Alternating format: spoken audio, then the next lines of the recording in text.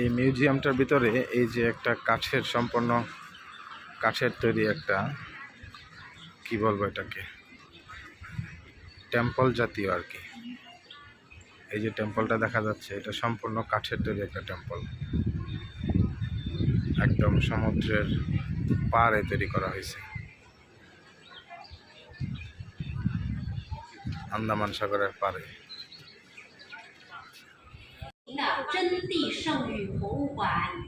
现在大家站的这个地方是真谛圣域博物馆的观景台，在这里可以看到博物馆的全景。真谛圣域创始人的杰作共有3处，即第一。